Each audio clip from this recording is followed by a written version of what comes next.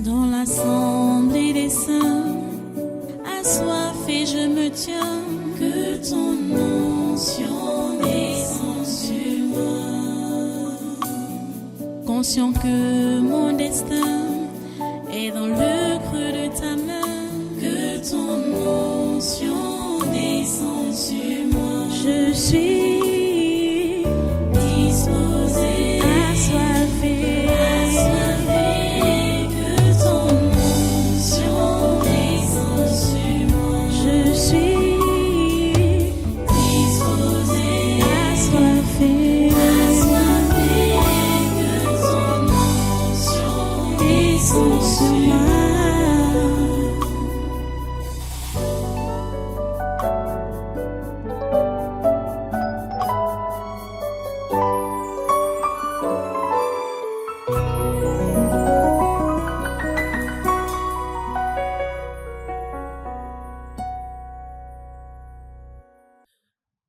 Alléluia. Donc voilà, vous avez suivi, vous avez vu. Hey, cet homme, il connaît ces gens. Il connaît ces gens. Et il a parfaitement raison. Il n'y a personne là. C'est les petits sorciers, les petits magiciens. C'est les apprentis sorciers, comme il les avait appelés en 2008. Les apprentis sorciers. C'est vraiment des apprentis sorciers. C'était 2008 ou 2000, quoi, là? Oui, ça devait être 2008. Hein? Les apprentis sorciers. OK. Maintenant, je vais vous montrer son programme. Ce qu'il appelle sa profession de foi. Sa profession de foi ou son programme. C'est en combien d'étapes? 1, 2, 3, 4, 5, 6, 7, 8. 8 étapes. C'est en 8 étapes. Donc, son programme, hein, ou sa profession de foi, en 8 étapes. Mais il y a la deuxième étape, ou une des étapes que moi, je n'apprécie pas. C'est ma personne, hein, c'est mon président. Je le soutiens beaucoup, je l'aime beaucoup, mais quand ça ne va pas quelque part, je ne peux pas ne pas lui dire que ici, là, mon président, ça ne va pas.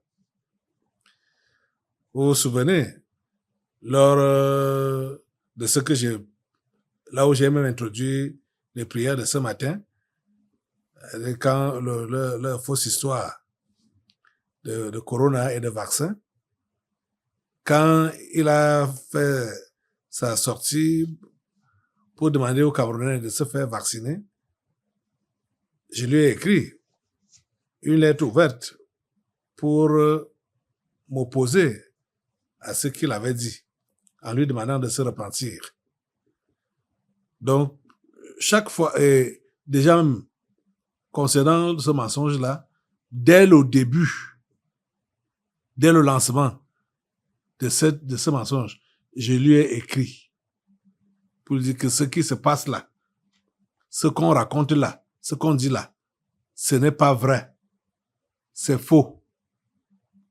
Donc, je n'ai pas manqué de lui dire, comme il y a certaines personnes qui disent que si on ne met pas la main sur moi, c'est parce que je suis sa personne et tout. Bon, dire comme des choses comme telles que il me couvre. Donc même dans mes bêtises, il me couvre. Pourtant, voilà, et d'autres disant que voilà comment est-ce que je peux supporter un dictateur. Hein? Et que comment est-ce que tu dis que tu es de Dieu, tu supportes un dictateur. Vous ne connaissez rien. Il n'y a personne ici, là, dans cette nation, qui supporte le chef de l'État comme je le fais. Vous savez que même ici, au Tabernacle de la Liberté, ceux qui sont même autour de moi là, la pilule n'est pas vite passée pour qu'ils puissent accepter que c'est cet homme qu'on doit soutenir. La pilule n'est pas vite passée. Je vous assure. Sans parler de la plupart d'entre vous là. Mais comment vous supportez un dictateur? Tu supportes un dictateur. Hein? Quelqu'un qui nous fait du mal, machin. Je vous dis, ce n'est pas lui qui nous fait du mal. Ce n'est pas lui. Donc, quand il fait ce qui est mauvais, je le lui dis ouvertement. Ce n'est même pas en cachette. Ouvertement, je le lui dis. Parce que la lettre ouverte est lue même. Dès qu'il reçoit, on lit à la radio, sur tous les médias. Et la lettre là continue à être publiée dans nos médias jusqu'à présent. Je ne pense pas que quelqu'un à côté de lui ou ceux-là qui se disent hommes de Dieu, lui ont dit ça, que Monsieur le Président, ici là, vous n'avez pas fait le bon choix. Vous n'avez pas dit ce qu'il... Vous n'avez pas dit ce... Vous avez dit ce qui n'est pas bien. Donc, parmi les 8 points qu'il a dit qu'il va exécuter, il y a un point que j'ai dit, bon, président,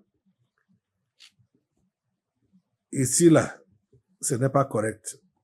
Je vais vous lire ma profession de foi.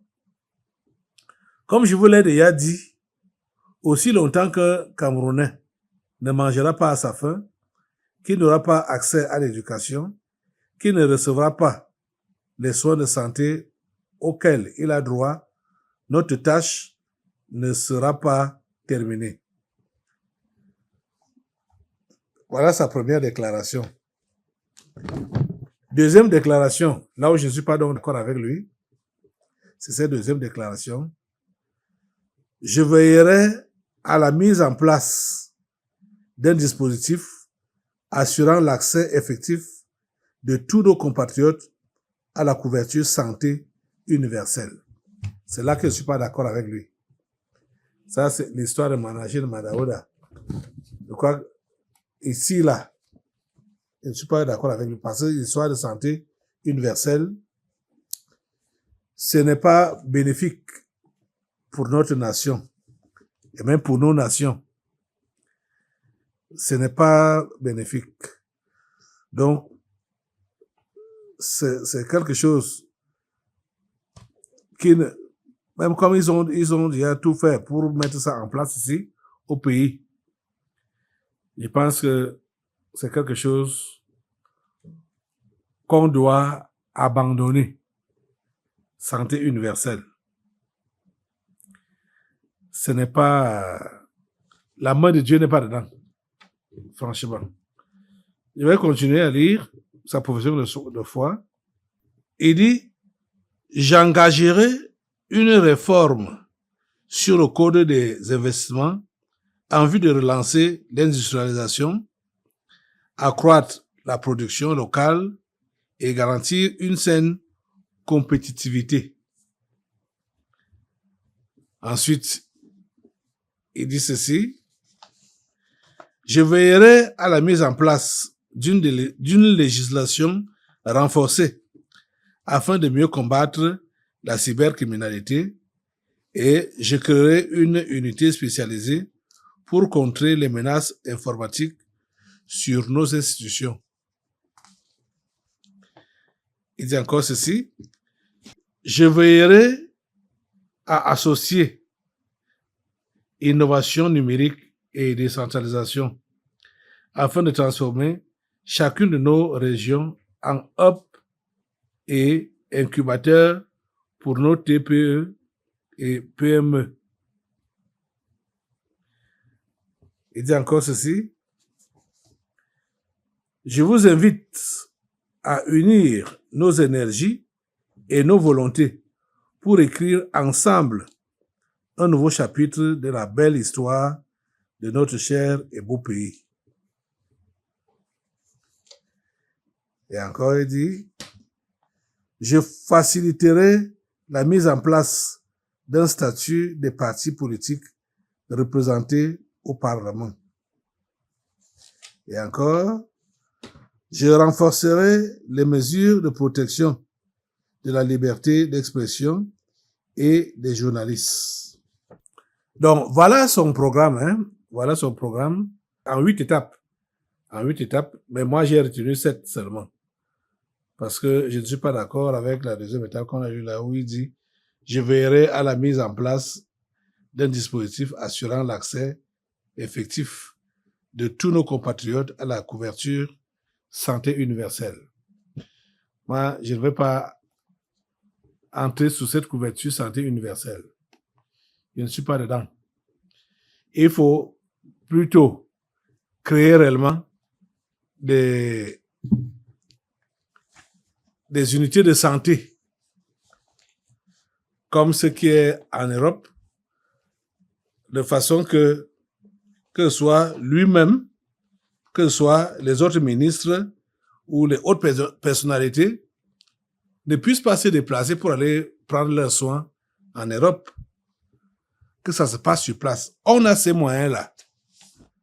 Au lieu de parler de santé universelle, il faut que nous ayons réellement des hôpitaux de référence avec les plateaux techniques de qualité, pas le style que Manaouda a prétendu nous faire comprendre que le Cameroun, le plateau technique de nos hôpitaux, c'est comme à Paris, comme à Londres, comme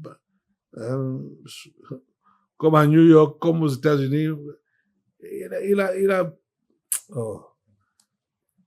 Il faut qu'il y ait réellement des hôpitaux de référence dignes de ce nom ici au Cameroun. Qu'on ne doit plus parler d'évacuation sanitaire. C'est ça. Et le Cameroun a les moyens pour avoir ce genre d'hôpitaux ici, là.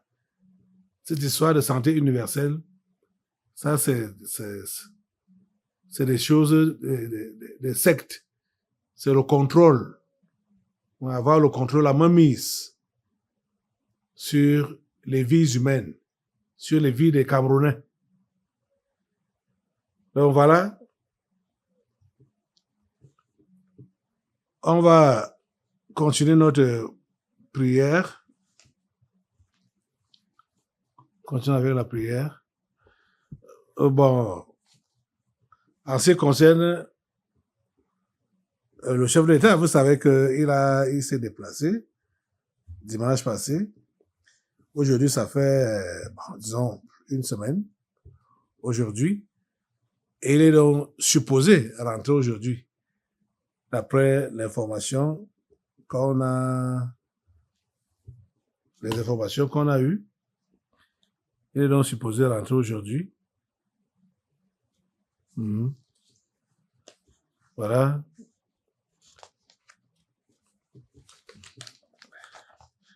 Il y a quelque chose que je ne comprends pas avec ce jeune homme, Bruno Bidjan, de Vision 4, qui était également impliqué dans la mort de Martinez Zogo. Il est devenu très proche de la présidence. Et la plupart des papiers ou des reportages, c'est lui qui fait ça. C'est lui qui fait ça. Donc, je ne sais pas ce que cela signifie. Je ne sais pas vraiment ce que cela signifie. Mais ce jeune homme était impliqué comme complice dans le meurtre de Martinez Zogo. Parce qu'il savait très bien que Martinez Zogo était visé. Il savait très bien. Et il a même parlé dans le sens de son élimination. Et cela s'est réalisé. Il avait été arrêté, mais on l'a fait sortir. Et c'est lui maintenant là qui couronne les médias de Jean-Pierre Mobelinga. C'est lui qui dit, présidentielle 2025, sauf changement de dernière minute, son Excellence Paul Biya, regagne Yaoundé ce dimanche. Il est annoncé à Maroua pour son premier meeting de campagne en début de semaine. Signé Bruno Bidjan. Voilà ça.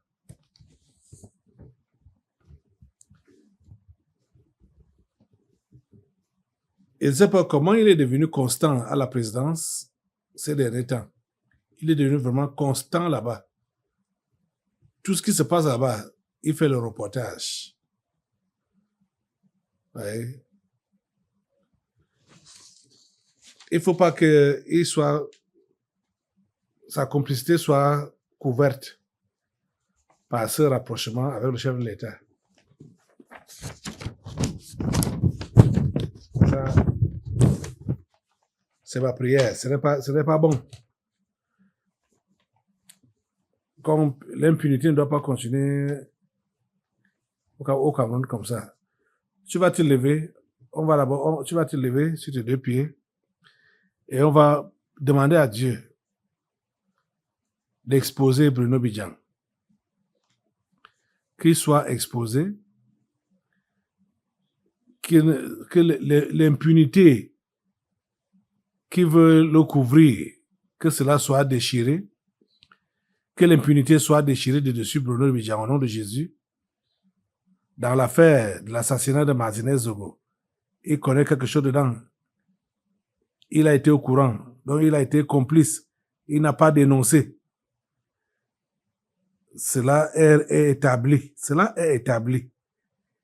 Il faut qu'il puisse répondre de ces faits-là devant la justice.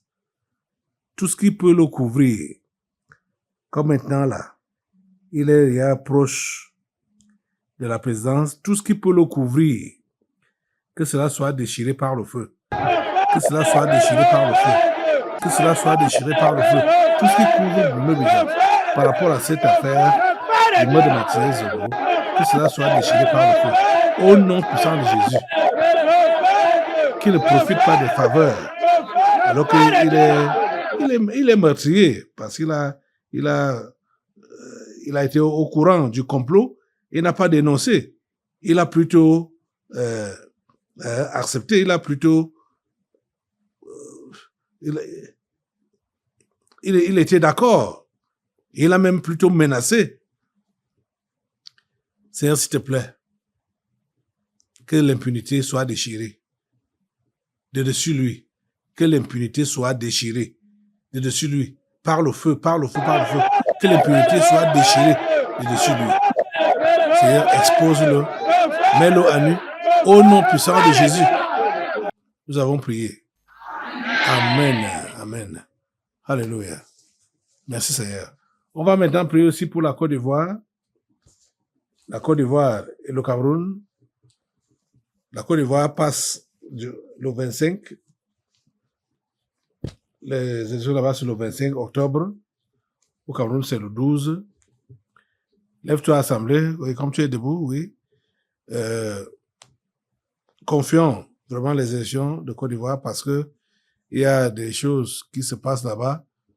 Laurent Gbagbo qui appelle à la communauté internationale. La communauté internationale vient faire quoi quand les instances en place ont déjà décidé? Ça sert à quoi d'appeler la communauté internationale? Assemblée, lève tes mains au Seigneur et supplie Dieu pour la Côte d'Ivoire. Dis à Dieu, Dieu, s'il te plaît, aie pitié de la Côte d'Ivoire. et que tout ce que Laurent Gbagbo et Alassane Ouattara veulent créer encore dans ce pays, que cela n'ait pas lieu. Préserve la Côte d'Ivoire de basculer.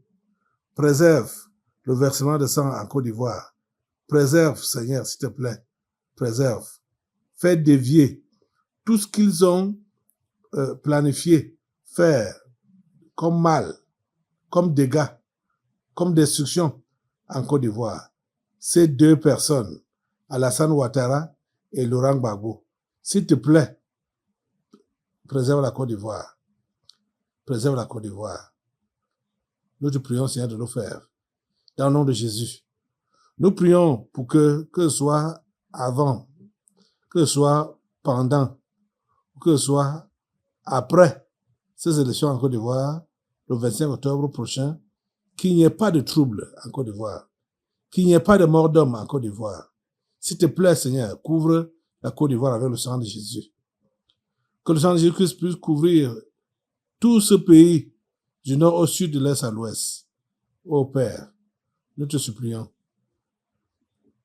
Merci de nous écouter et de nous exaucer. Au nom puissant de Jésus, nous avons prié. Amen. Amen. Alléluia.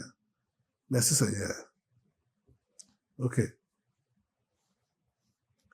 Autre chose, bon, pour peut-être terminer cette phase de prière, ça concerne celui qui avait été annoncé ici. Et Dieu nous a exaucés. Vous savez que Nicolas Sarkozy avait été annoncé ici, avant les élections. Dieu est grand, hein? Et vous savez que c'est Nicolas Sarkozy qui a tué Muammar Kadhafi. Quand j'ai suivi un reportage sur ça, c'était quand? Peut-être vendredi comme ça. J'étais choqué d'entendre Nicolas Sarkozy dire que Kadhafi doit partir. Kadhafi doit partir. Et il n'a pas fait partir Kadhafi, simplement, mais il a tué. Il a tué. Prétendant que c'est les droits de l'homme qu'il défendait. Les droits de l'homme. Et maintenant, là, il clame son innocence. Et maintenant, il a été condamné, hein. Et il clame son innocence. Il dit qu'il n'a rien fait. Il n'a rien fait. Pourtant, il a pris l'argent chez Kadhafi. Il n'était même pas encore président. Il était ministre de l'Intérieur. Il a pris beaucoup d'argent chez Kadhafi pour, après, tuer Kadhafi. Il a tué. Il a été condamné. Je parle de Nicolas Sarkozy. Écoutez le reportage. On parle de 5 ans d'emprisonnement ferme. C'est bien plus qu'un coup de tonnerre politique et judiciaire. Pour la première fois, à l'issue d'un procès de 3 mois, un ancien chef de l'État a été condamné à de la prison ferme. Nicolas Sarkozy a fait appel, mais cet appel n'est pas suspensif. Il est convoqué le 13 octobre pour connaître la date de son incarcération.